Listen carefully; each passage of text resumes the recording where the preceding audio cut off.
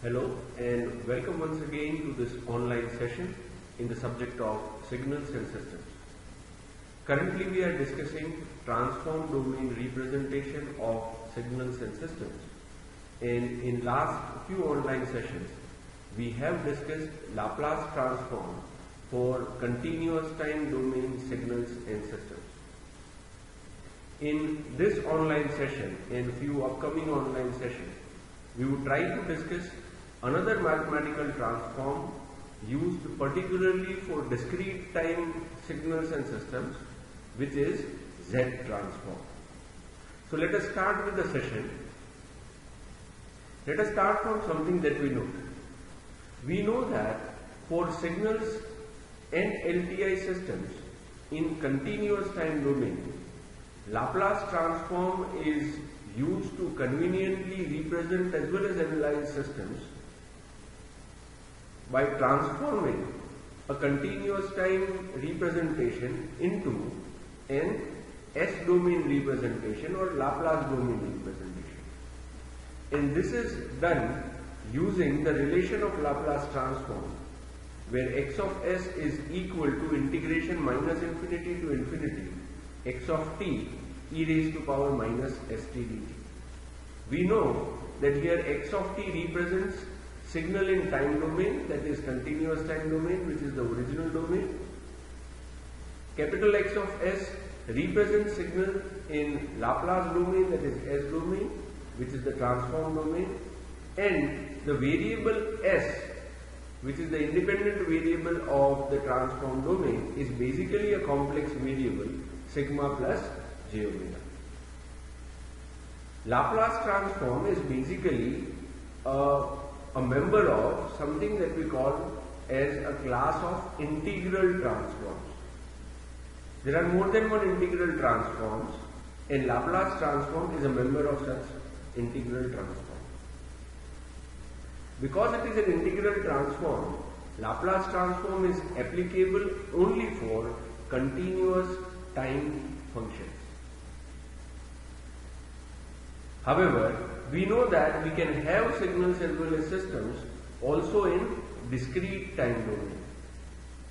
So similar to Laplace transform, one popular mathematical transform that is used for signals and LTI systems in discrete time domain is Z transform.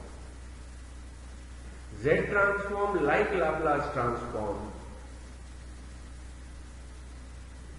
is very useful not only in the representation of signals and systems but also in the analysis of discrete time systems.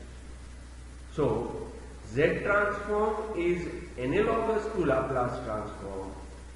Z transform is applied or used in discrete time domain, whereas Laplace transform is used in continuous time domain. Mostly whatever we were able to do using the Laplace transform, whatever insight we used to get into signal and system by transforming it into Laplace domain, a similar insight we would also get using Z transform for discrete domain. Yes?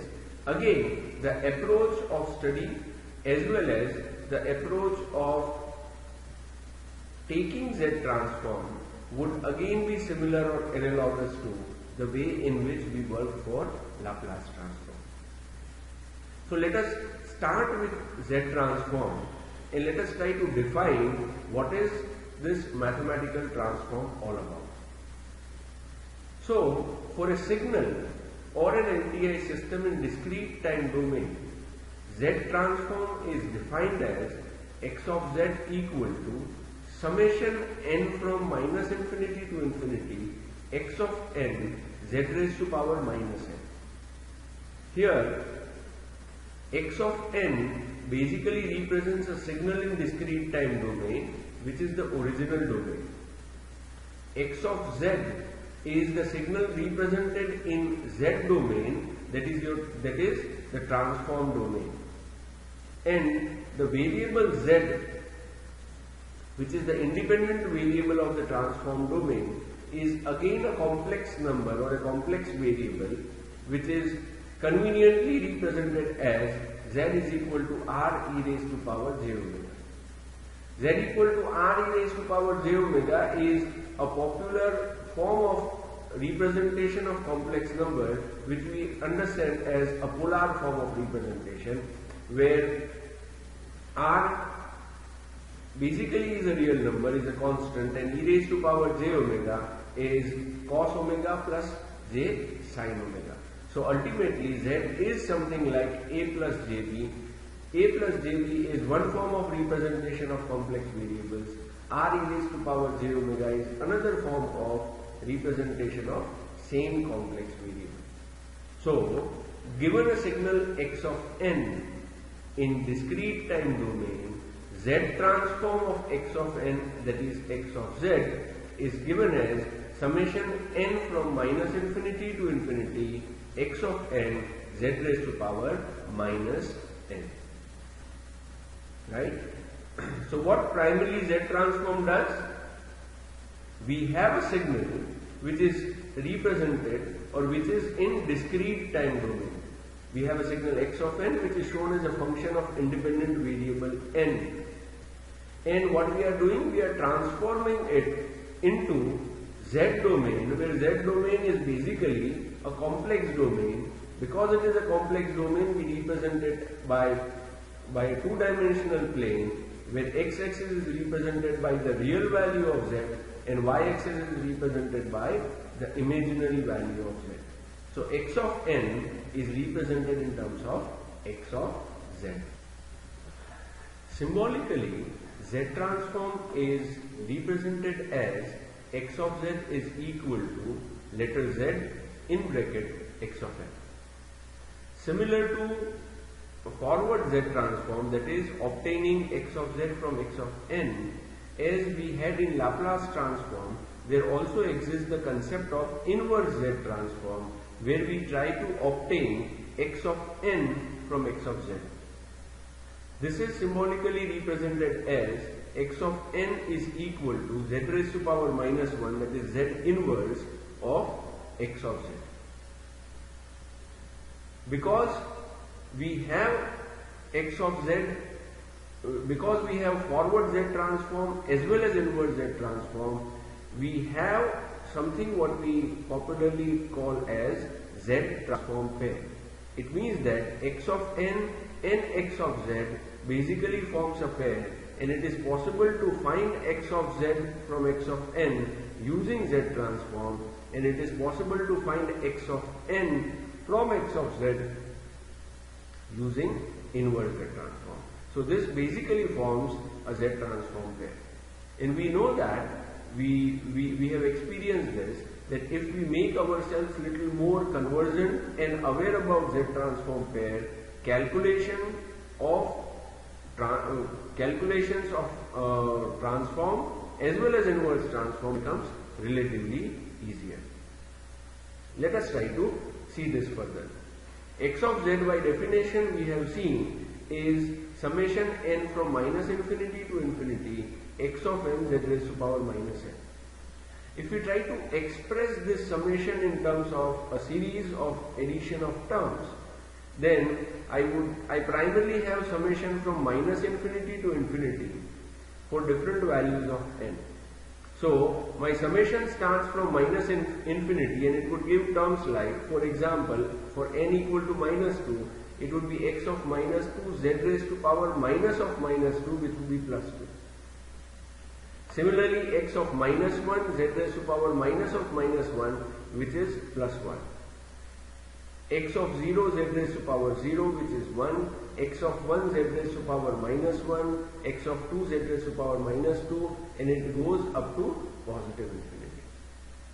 So if we actually try to see, then Z transform basically is a power series of variable Z. What is basically a series? Series is nothing but addition of terms. Here we have a power series of variable of Z because it is addition of different terms of Z, where Z is occurring with different powers. Like you have Z raised to power 1, Z raised to power 2, Z raised to power minus 1, Z raised to power minus 2, and so on.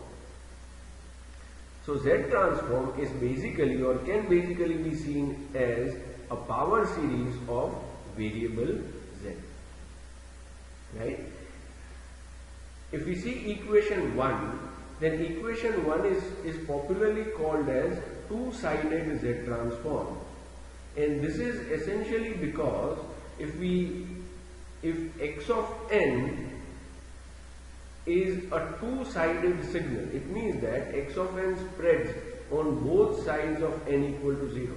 It means that x of n is non-zero also towards the negative values of n, as well as x of n is non-zero also towards positive values of n. That is, x of n basically spreads on both sides of n equal to 0.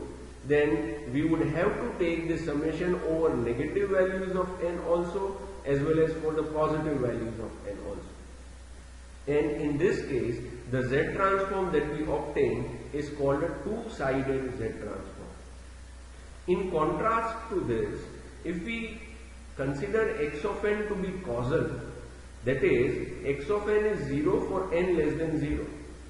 The value of x of n is 0 for all negative values of n, then 1, that is your expression 1, can be written as x of z summation 0 to infinity. Here we actually don't need to go up to minus infinity because x of n is causal. Right? Similarly, if we say that x of n is anti-causal, what do I mean by this? I mean by this as x of n is 0 for all values of n which is 0 and positive. That is, x of n is 0 for n greater than or equal to 0. Then again, equation 1 can be expressed as x of z is equal to n from minus infinity to minus 1, x of n z raised to power minus 1. Sorry, z raised to power minus n. I actually don't need to take the values 0 and positive, so I stop myself at minus 1 here. Now if we see expression 2 as well as expression 3, then this expression would have values of z where z occurs only either in the positive power or the negative power. That is, in equation 2 contains term only with negative powers of z. Why? Because n is taken to be positive. Similarly, equation 3 contains only positive powers of z. Why? Because n is negative. Now, equation 2 as well as equation 3 are popularly called as one-sided z transform, because in the expression of x of z, either z occurs with positive power or z occurs with negative power. Right? Let us try to discuss the concept of region of convergence, and we know that region of convergence from our reference to Laplace transform, we know that region of convergence play a very vital role in uniquely defining a transform. So let us try to see the concept of region of convergence for Z transform. We know Z transform is defined as x of z is equal to summation n from minus infinity to infinity x of n z raised to power minus n. Now, the values of z for which the above relation converges, that is, it gives us a finite value, is called region of convergence. Understand this. X of z, that is z transform of x of n that we are calculating, is basically a function of variable z. And variable z, being a complex variable, spans a two-dimensional space. So z basically has infinite values. Now out of this infinite values, there would be some values of z for which x of z would be finite, whereas there would be some values of z for which x of z may be infinite. Now where x of z becomes infinite, there is no meaning of calculating x of z because it does not give us any insight. So we consider x of z to be defined only for those values of z for which x of z is finite. And this range of values of z for which x of z is defined or finite is called region of convergence or ROC. Let us try to look at it this way. X of z is given by this relation, and we are trying to identify whether this has a finite value or infinite value. We know that z is a complex number popularly represented as r e raised to power j omega. So let us try to calculate the magnitude of x of z. So the magnitude of x of z would basically be the magnitude of this summation. Here we have replaced the z by r e raised to power j omega. We know, and we have discussed it a couple of times, that if I am taking mode of summation of terms, instead of this, if I first take mode and then add the terms, then this equality gets converted into inequality. That is, this expression can be written as an expression less than or equal to summation n from minus infinity to infinity mode of x of n r e raised to power j omega raised to power n. What we have done, we have taken summation out of the mode. Now, this can further be written as r raised to power minus n e raised to power minus j omega n. Now understand what would be the magnitude of e raised to power j omega n, because e raised to power minus j omega n is nothing but cos omega n minus j sin omega n, whose magnitude would be under root of cos square omega n plus sin square omega n, which would be equal to 1. So this term e raised to power minus j omega n, when we take magnitude of this becomes equal to 1. So the expression can be simplified as x of z less than or equal to summation n from minus infinity to infinity mode x of n r raised to power minus n. And this should be less than infinite for x of z to be defined and for ROC to be defined. Yes? So, region of convergence is something which should always be defined when we are trying to define x of z or when we are trying to define z transform. We would see in upcoming lectures that ROC plays a vital role in making z transform unique. Yes? So we would stop here so far as this online session is concerned. In the next online session, we would discuss few examples to understand ROC better, and from those examples we would try to summarize the properties of ROC. But that we would do in the next online session. Thank you for joining this session. Thank you very much.